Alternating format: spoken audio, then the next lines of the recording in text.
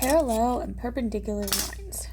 So this is kind of an encompassing thing, so we need to understand all that stuff we've talked about with slope so far. Slope is, remember, the ratio of the rise over the run. So you need to be able to understand basically what's happening when you're dealing with parallel lines and perpendicular lines in relation to their rise and their run. All right, so if I look at my pair of parallel lines here that I have in red, okay, these are two parallel lines. You don't have to guess that. You don't have to, I'm telling you those two lines are parallel. Okay, and let's remember that parallel lines are never going to intersect. Or they're never going to meet.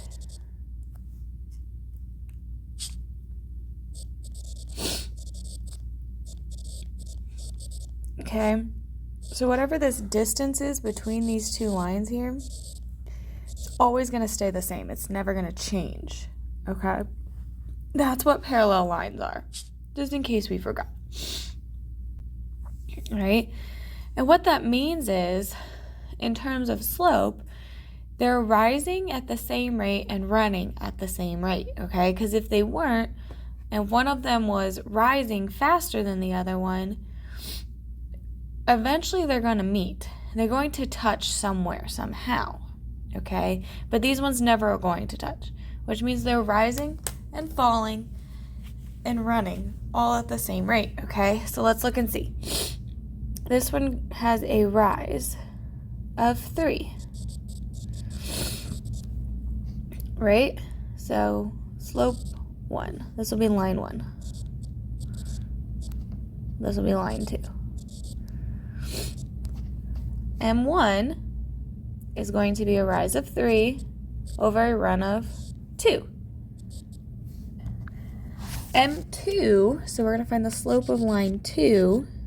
All right? And again, pick 2 points and count your rise up 1, 2, 3.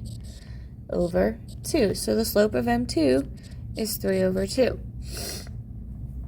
And if I want another line that's going to be parallel, right, it's going to run and it's never going to meet either of these two lines, it's got to have the same slope. Okay, that's what parallel lines do. They have the same slope. Notice I'm writing that in all capital letters. It is important. Parallel lines have the same slope. They have to. If they don't, eventually they're going to meet. Okay?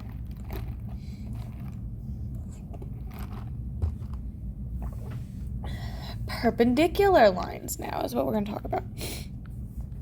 Perpendicular lines would be lines that they do intersect, and if we remember, perpendicular means they meet at a perfect 90-degree angle. So they don't just intersect. They have to intersect exactly at 90 degrees. Okay? If they don't intersect at 90 degrees, they're not perpendicular. They're just intersecting lines. Okay? And I think we can agree that something being perpendicular is the exact opposite of something being parallel. Right? So if parallel lines have the same slope, what we do with perpendicular lines is they have what we call opposite reciprocal slopes. Reciprocal. And again, this is extremely important that you know this, okay? So we have the slope of M1 or M2, they're parallel lines, so let's go with M1. The slope of M1 we already found is 3 over 2. All right, and now we need to find the slope of this line that's perpendicular to it. Okay, so this is going to be line 3.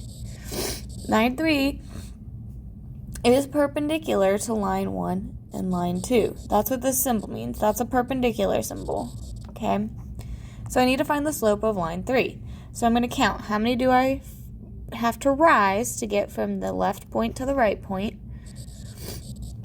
So I come down 1, 2. So I fall 2, and because I fell, it's negative, and I ran 1, 2, 3. Okay, so my slope of M1 or M2 is 3 over 2. My slope of line 3 is negative 2 over 3. Okay, negative 2 over 3 is opposite because it's positive and M1 is negative, so that takes care of the opposite part. It is a reciprocal because it's just the flipped of this one, right? They're just in reverse orders. That's what we mean, opposite reciprocal. They have different signs, and it's just the flipped version of the other one. Okay? All right, so let's look at what some of these example problems might look like.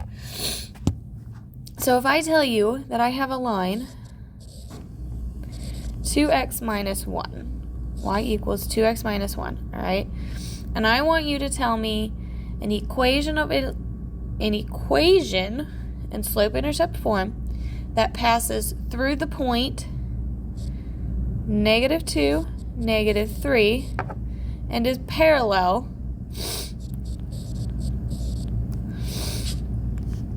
all right, so this is the line we're given. I want a second line that goes through this one, that goes through the point.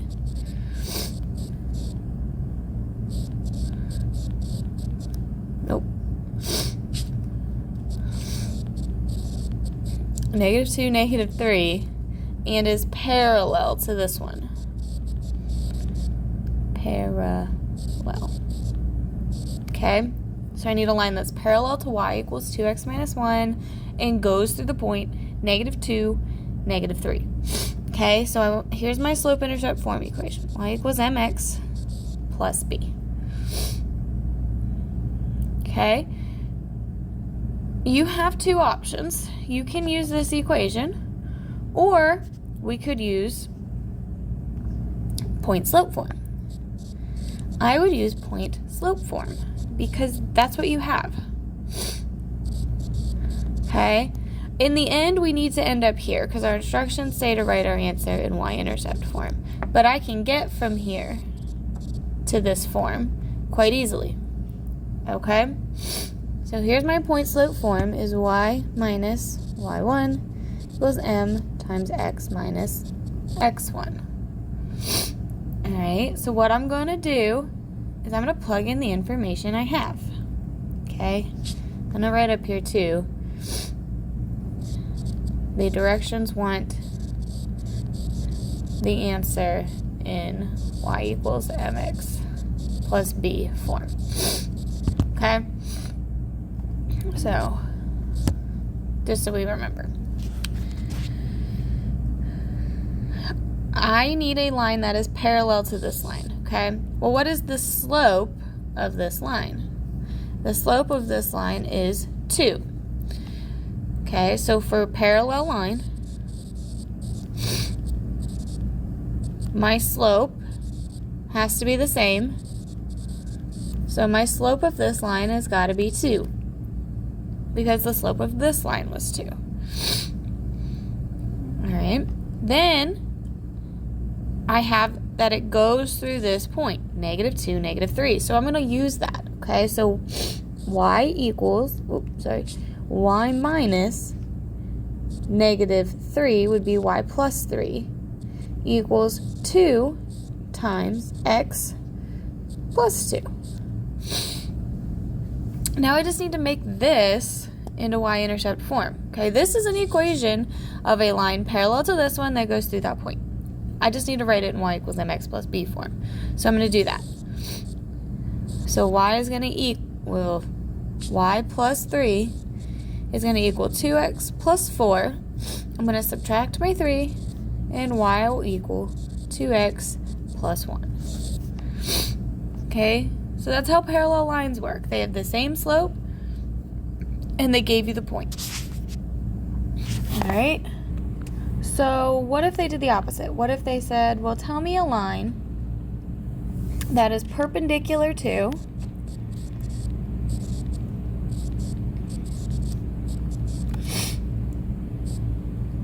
y equals negative 4x minus 1 okay, and goes through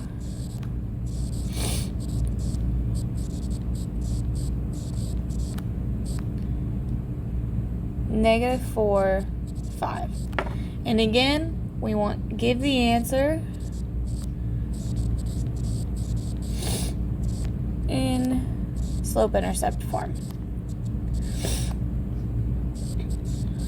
Okay, and remember slope-intercept is y equals mx plus b. But I don't have an intercept, I have a point, so I'm going to start with point-slope form.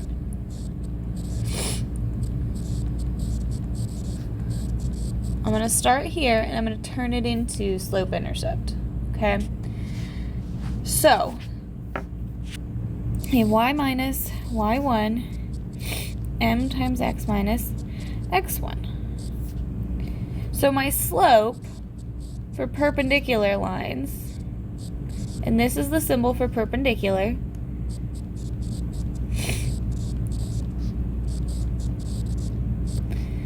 okay, slope for perpendicular, remember, is opposite reciprocal. Okay, so the slope of my original line is -4. So I need to flip it.